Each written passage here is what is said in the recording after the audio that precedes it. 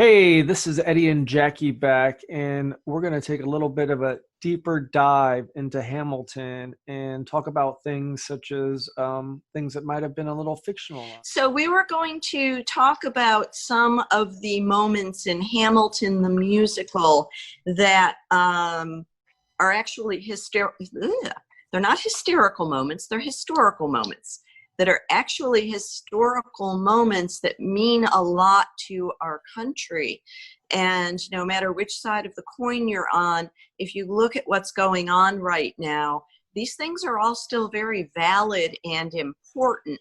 So it's kind of cool to go over our history from time to time and, you know, talk about things that are important, and that turned into a rap battle in this musical.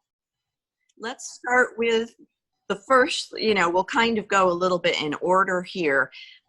Washington hiring Hamilton to be his secretary or assistant, however you would like to look at it. Right hand man, I think, is the appropriate term. I think that Hamilton much preferred to think of it as being a right-hand man than think of it as being Washington's secretary. This was important because throughout his life, Hamilton was recognized for his brains. At a very young age, he wrote for the newspaper back in the Caribbean, and that what he authored was so good as a teenager that it impressed the adults, and they went ahead and sent him over to America for education.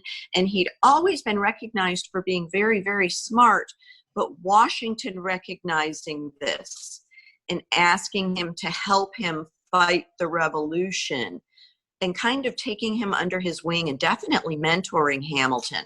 It really started Hamilton on his rise to the top. I think Alexander Hamilton was a pretty good pick for George Washington because he did have excellent organizational skills. He was very articulate. He handled most of his correspondence, but at times they didn't always have the same agenda. For example, when Hamilton was selected for the Constitutional Convention, he proposed something that probably didn't have Washington's approval. We know that it did not have Washington's approval because Washington did not want to run the government the same way that England had. To simplify it dramatically, Alexander Hamilton proposed something along the lines of having a royal family in America. Whoever was chosen to serve as president would keep serving for a lifetime. So when Hamilton suggests to Washington, "Sir, you can stay in office as long as you want. You don't have to quit," and Washington says, "But I have to for us to grow," that is more or less true. Hamilton knew that, or Washington knew that if he stayed in office as president, the country wouldn't be able to grow. The country would stagnate under his leadership. But on the other hand, having Hamilton as Secretary of Treasury was brilliant on Washington's part, don't you think? I do, but I think the play kind of glosses over this great controversy. Except for the song "One Last Time," they don't really acknowledge Alexander Hamilton's controversial stance that he advanced, that politicians in the United States have this monarchy-like succession. It's kind of hinted at in "One Last Time," but it's more of a fictionalized plea to stay on board than really getting into what was Alexander Hamilton's probably most controversial move, which was try to establish a governmental system that would be kind of reminiscent of what England had. The play does gloss over a few things with Hamilton. And one of the things that I think it glosses over with regard to Washington and Hamilton's relationship is that Hamilton had a really bad temper. And Washington frequently tried to mentor him as to how to handle himself and what you know, to try to control his temper a little bit more. And the play definitely glosses over that sort of stuff, especially in regard to Washington and Hamilton's relationship. Um, Going back to Washington and Hamilton's relationship, of course, one of the huge historical moments in Hamilton the musical is the Battle of Yorktown.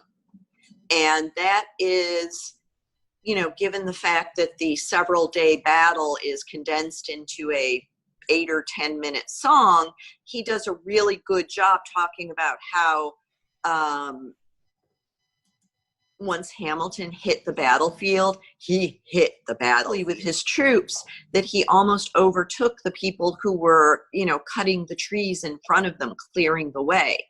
So I thought that the way that they recounted the Battle of Yorktown was both pretty historically accurate and important.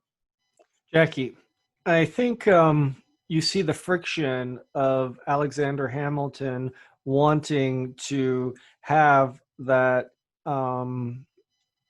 experience, that battle experience, because from an immigrant, he perceived that as his only way to advance in society is to come back and have a victory. And Washington, who kind of understood the different tools he had available to him, understood how valuable Alexander Hamilton was to give him advice and to be an advisor. So he was very reluctant to put him on the battlefield until the Battle of Yorktown. And Alexander Hamilton kind of employed a strategy which was risky, and it was either going to be a success or a huge failure. And it ended up where the actual offensive was over in about 10 minutes. And because of his strategy to sneak up and surround the military encampment and not use any ammunition and just rely on bayonets, Alexander Hamilton was able to reach that fame without getting a scratch, and really in just a 10-minute battle. And I think it's kind of interesting how the details of that battle became known. How's that? Well, initially, Alexander Hamilton wrote about it, but he wrote about it in a very humble manner, glorifying the men below him and giving them the praise and adoration. And it wasn't until Lafayette wrote about Hamilton leading this charge, I think it was on the 10th rebound, 9th or 10th rebound, that was critical in making Cornwallis bend the knee, that it was really celebrated that Hamilton was a true war hero because of this battle. And that's very much what he wanted. You're right. He thought, as an immigrant with no money and no titles, that this was the best way to gain both. And of course, we could take a really deep dive here and talk about how he actually turned down his military pension, sending his family into debt for years and years. But that's getting into a really, really deep dive that I'm not sure we have time for here. And speaking of battles, Hamilton and Jefferson, they're really, Lin-Manuel does a beautiful job encapsulating these battles in the cabinet rap battles that are a lot of fun. But there's really a lot of history jam-packed into those moments with Jefferson. Every line in the cabinet battle has some type of historical meaning or some incredible dig at the other side. And it's just fascinating how they use, the fact that Thomas Jefferson wrote the Declaration of Independence as an insult to Jefferson as they're debating other issues. And that kind of goes back to the Hamilton mixtape, where they have this song about these historical paintings where where everybody was reverent and respectful. And that really was probably just an illusion, and these meetings were probably pretty smacked down, very contentious expressions of ideas. The issue on the table, Secretary Hamilton's plan to assume state debt and establish a national bank. Secretary Jefferson, you have the floor, sir. Life, liberty, and the pursuit of happiness. We fought for these ideals. We shouldn't settle for less. These are wise words. Enterprising men quote them. Don't act surprised, you guys, because I wrote them. But Hamilton forgets his plan would have the government assume states' debts. Right. Now, place your bets as to who that benefits, the very seat of government where Hamilton sits. Not true. Ooh, if the shoe fits, wear it. If New York's in debt, why should Virginia bear it? Our debts are paid. I'm afraid. Don't tax the South because we got it made in the shade. In Virginia, we plant seeds in the ground. We create. You just want to move our money around. This financial plan is an outrageous demand and is too many damn pages for any man to understand. Stand with me in the land of the free. Pray to God we never see Hamilton's candidacy. Look, when Britain taxed our tea, we got frisky. Imagine what's gonna happen when you try to tax our whiskey. Thank you, Secretary Jefferson. Secretary Hamilton, Thomas, your response. Thomas, that was a real nice declaration. Welcome to the present. We're running a real nation. Would you like to join us or stay mellow doing whatever the hell it is you do in Monticello? If we assume the debts, the union gets a new line of credit, a financial diuretic. How do you not get it? If we're aggressive and competitive, the union gets a boost. You'd rather give it a sedative? A civics lesson from a slaver. Hey, neighbor, your debts are paid because you don't pay for labor. We plant seeds in the South. We create. Yeah, keep ranting. We know who's really doing the planting. And another thing, Mr. Age of Enlightenment, don't lecture me about the war. You didn't fight me. You think I'm frightened of you, man? We almost died in a trench while you were off getting high with the French. Thomas Jefferson, always hesitant with the president, reticent. There isn't a plan, he wasn't jettisoned. Madison, you Madison, take your medicine. Damn, you're in worse shape than the national deficit. Sitting there useless as two shits. Hey, turn around, bend over, I'll show you where my shoes Excuse me, Madison, Jefferson, take a walk. Hamilton, take a walk. We'll reconvene after a brief recess. Hamilton, a word? You don't have the votes. You don't have the votes. You're gonna need congressional approval, and you don't have the votes. Such a blunder. Sometimes it makes me wonder why I even bring the thunder. Why he even brings the thunder.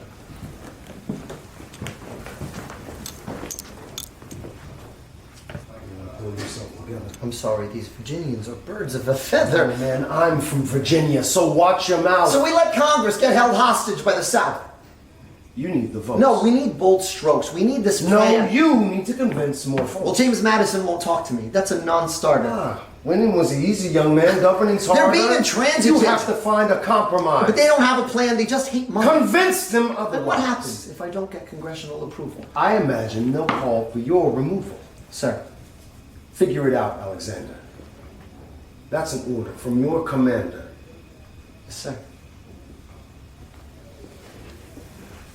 Despite the fact that the Schuyler and Hamilton families owned slaves, Hamilton was actually an abolitionist and he did not believe in slavery.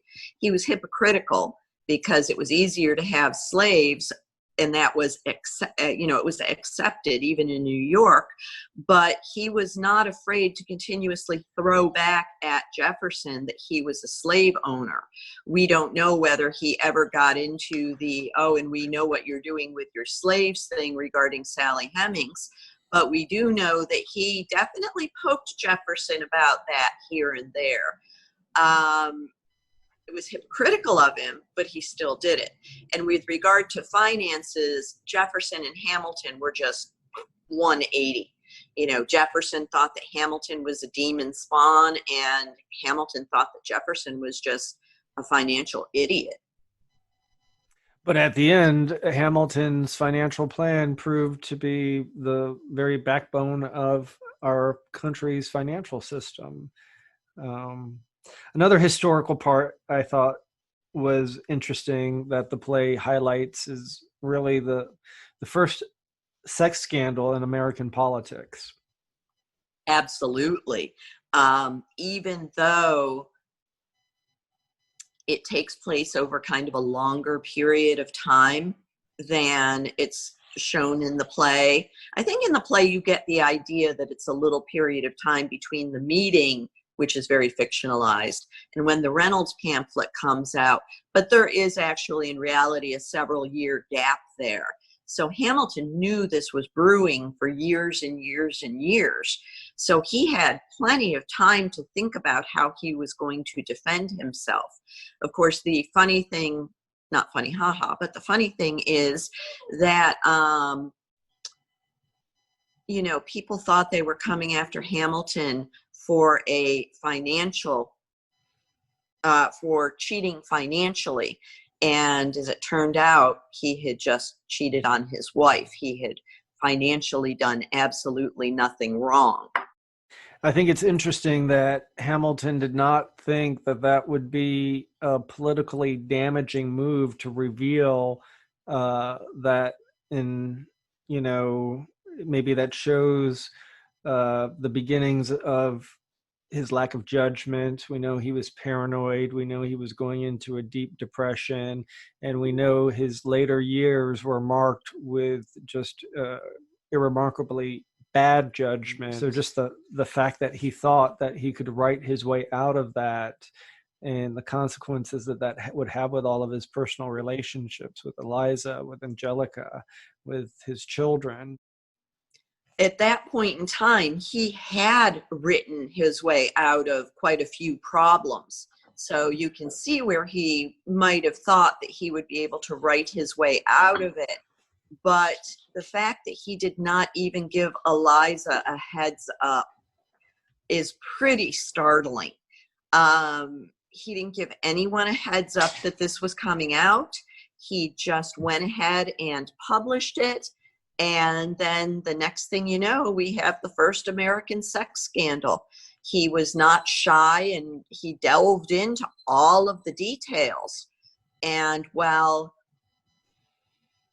Lin-Manuel has Eliza burning her side of the correspondence at this point in history, it could have happened that way, but we don't know. We know that at some point Eliza did remove herself from the narrative by her choice, but it's more of an impression that I got anyway, that it was because Hamilton was so brilliant that she wanted him to stand out on his own. But, you know, it's certainly nice dramatic license that she might have burned the letters in response to the Reynolds pamphlet. But can you imagine, you know, we always worry about, you know, when celebrities or whatever are having sex scandals or drug scandals or whatever, and they say stuff and it's on the internet, and we think, oh my goodness, their children can see it. And in this case, the Reynolds pamphlet was literally handed to some of his children. I can't imagine how shocking that is, but I agree with you. His judgment was pretty skewed there. And of course, I think everybody knows the great historical moment that whenever you think of Alexander Hamilton and Aaron Burr, at least before Hamilton the musical, was the duel. Of course. I mean, Aaron Burr and Alexander Hamilton, really up until I read the book the first time, they were just intertwined as far as I was concerned in history. And I didn't know how much. I mean, I didn't know that for 30 years they had actually spent time, you know, as co-counsel with each other, and Burr had run against Hamilton's father-in-law, and all the different ways that their lives had been intertwined. But, you know, it was always Burr and Hamilton because of the duel. And while I thought that Lin-Manuel did a good job bringing a lot of things, I thought that Lin-Manuel did a good job making the duel fairly historically accurate. There were also quite a few things he took dramatic license with. My mind was blown when I learned the meaning of throwing away your shot, and the fact that that means, you know, you're at a duel, you point up in the sky and you throw away your shot. When I found out what that meant, it just really encapsulated the brilliance of Lin-Manuel Miranda for me, because he starts with the idea of not throwing away his shot very early on in the play, but he means his experiences. You know, he didn't mean it in the dual manner, in the verb manner, in the action manner. Or did he? You know, Well, how many the layers and layers of this storytelling. That's exactly my point, is that he starts off in the beginning with not throwing away his shot. You think this has to do with his experiences. And then he gets to the duel with, actually, I think it's brought up the first time with the John Lawrence Charles Lee duel, where he hands I will not throw away my shot. He hands Lawrence his dueling pistol and says, "John, do not throw away your shot." And when you realize the different levels of meaning, it's just so brilliant the way that Miranda has just brought everything around and interwoven these themes, the way Dave was speaking, our special guest, just absolutely brilliant, especially because these are all based on historical events. He's not just making things up. Well, a little bit, maybe. The duel was, quite historically accurate, except for a couple of things that, while they might be small items, are also rather important. Like the Aaron Burr was an expert marksman. Like the Aaron Burr was an expert marksman, and that he probably practiced for the duel.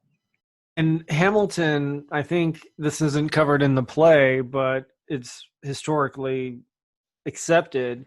Hamilton told people that he was not going to fire at Burr, and he was going to throw away his shot.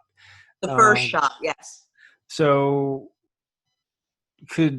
and we know what kind of state of mind he was in, and could this have been Alexander Hamilton continuing that martyr-like thought and surrendering his life to so Burr kills him? Eddie, I mean, I think suicide by Burr was very possible. There were three, I forget what they're called. I believe they're called psychobiographers, and they go back and they're trained in psychology, and they look at things and they look at historical events to try to figure out what a person's state of mind might have been. And these three people found that, Hamilton may have been in a suicidal state of mind. I personally think he might have been in a suicidal state of mind. He seemed to be doing some of the things that we now look at as wrapping up his life in contemplation of suicide. Getting his affairs in order.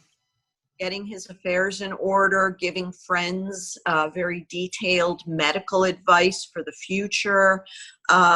Visiting friends. Visiting sick friends. There were quite a few things that he did. And he also, usually duels were scheduled very quickly. You and I get into a fight on a Sunday. By Wednesday or Thursday, we've usually resolved it via duel. This was actually scheduled. First of all, it took a period of time for the two of them to wind through and decide they were going to get to the point of a duel. And then they scheduled it for 2 weeks out. And that gave, Burr plenty of time to practice and Hamilton plenty of time to get his affairs in order. Part of the reason that they scheduled it so far out was that it was scheduled for July 11th. And I believe on July 6th, Hamilton had court dates. So he was definitely getting his affairs in order. And to me, it felt a little bit like suicide by Burr. So now that we've talked about the historical moments of the play, we know that there's a lot of historical inaccuracies, or more, better said, parts that are fictionalized for the advancement of the story. Absolutely. And they go from very, very big to very, very small. And some of the small ones are actually, more important than you might think. Some of them, it's simply dramatic license.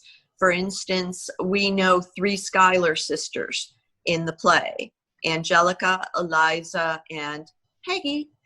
And Angelica and Eliza get personalities, and you can see the characters that are kind of built there.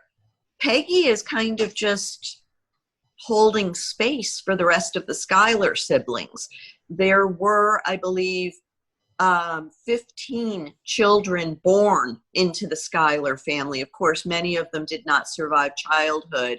There were triplets, for instance. But Angelica had older brothers.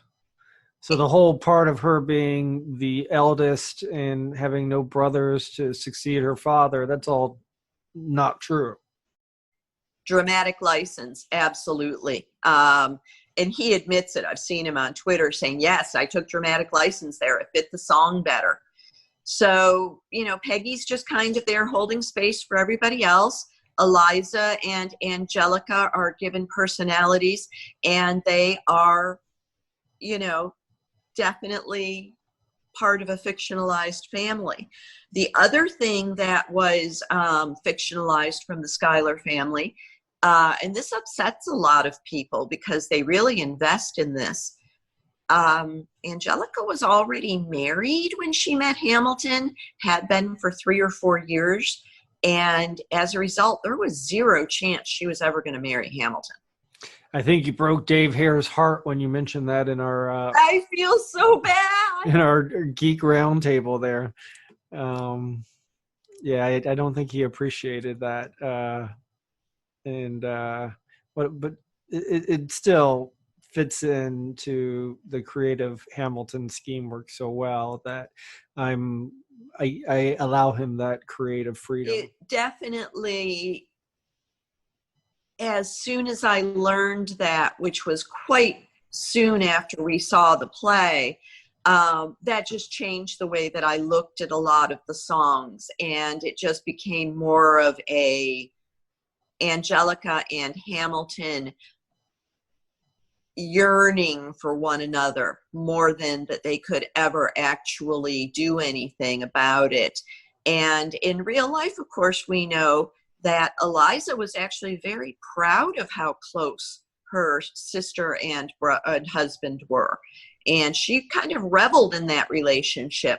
When you see them telling him to take a break in the second act of the play, and they're kind of both coming at him, come with us, I believe that would have been very representative of the type of relationship the 3 of them had. And then one that bothers me quite a bit, although it's probably not as important, throughout the play and probably in real life, Hamilton's mother was referred to as a whore. To me, a whore is someone who sells sex for money, someone who is a sex worker. Alexander Hamilton's mother was not a sex worker. Alexander Hamilton's mother was a divorcee who had 2 children out of wedlock. And while that was beyond frowned upon back in that time, and it, as far as they're concerned, earned her the title whore, I believe that misses the mark. And I'm actually very insulted by it on her behalf. Noted. So instead of the constant references to him being the son of a whore, it should just be the son of an adulteress.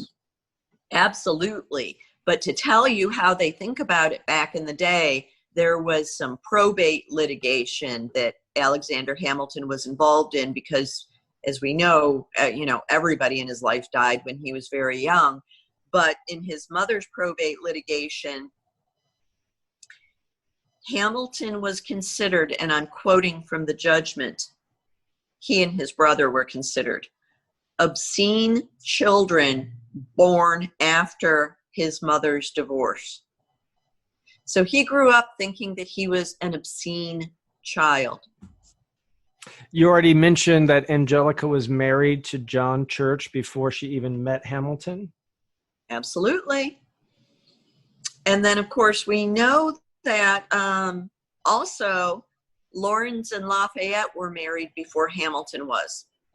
So when they sing, you know, if the tomcat can get married, there's hope for our ass after all. Lawrence actually had knocked up a teenage girl, I believe very early on in his friendship with Hamilton. So he got married because he had to get married. Lafayette's was more of a political marriage, if I remember correctly. And the meeting where Hamilton was confronted about his affair with Maria Reynolds, that wasn't really accurately as portrayed in the play, was it? It was not accurate. It was not accurately portrayed. I can see why he did it that way. I mean, anybody can if you read the book, because it's actually very complicated and complex. A, how James Reynolds blackmailed him, and then B, how he blackmailed him, and then B, how that blackmail became known. And the meeting was fictionalized. The meeting was actually attended by Monroe, Frederick Muhlenberg, and Abraham Venable. The meeting happened in 1792. Hamilton did not publish the Reynolds pamphlet until 1797. This actually created a lifelong hatred of Monroe for Eliza. She seemed to blame Monroe more for the Reynolds pamphlet than she did Hamilton, which is that kind of lovely denial that people can go into. But in our geeky roundtable, I read off an excerpt from the Chernow book that describes how she snubbed Monroe after he had been president. And all I can say is that was, you know, quite a move for a woman who has historically been known as something of a doormat. So, Jackie, thank you for having this conversation with me and diving deep. And I think the reason we were doing this is because we had plans to see Hamilton on Broadway this week for your birthday. And unfortunately, due to COVID, that got canceled. But at least we have Hamilton coming to Disney Plus. I absolutely appreciated that happened, because yes, the week that Hamilton comes out on Disney Plus, we had tickets to see Hamilton on Broadway for my birthday, as well as another play, Moulin Rouge. We are hoping to see them in the fall or the winter, or even next year if needed, but that was a part of wanting to appreciate Hamilton, was that we really do appreciate that Disney Plus and Lin-Manuel Miranda and all of his co-creators gave us Hamilton this summer. So since we were supposed to be in Broadway watching Hamilton, I had a friend of mine send you a special message, James Monroe Eagleheart, and if you take a look at your phone, you'll see a special message from Jefferson to you. Hello, Jackie, and a happy birthday from me, James Monroe Eagleheart, aka Lafayette Jefferson, here on Broadway in Hamilton, and your beautiful and wonderful husband, Eddie. He's bringing you to the show for your birthday. So I just want to say your husband is actually really, really cool. He's a great birthday present just for you. And me here, I just want to say happy birthday, girl. See you soon in Broadway in Hamilton, and your beautiful and wonderful husband, Eddie. He's bringing you to the show for your birthday. So I just want to say your husband is actually really, really cool. He's a great birthday present just for you. And me here, I just want to say happy birthday, girl. See you soon in Broadway. Oh, that was sweet, baby. Thank you. So even though we are not going to see Hamilton on Broadway next week, I promise you, as soon as it opens, I will take you there. And James has offered to say hi to us, and it will be a great experience. I can't wait. I know you wanted to stalk the back door anyway. So I'm excited about this trip whenever it may happen. I love New York. I love Broadway. And I absolutely cannot wait to see Hamilton on Broadway. And Jackie, I cannot wait to reschedule our trip and make it up to you. Thank you for that really cool, in-depth discussion.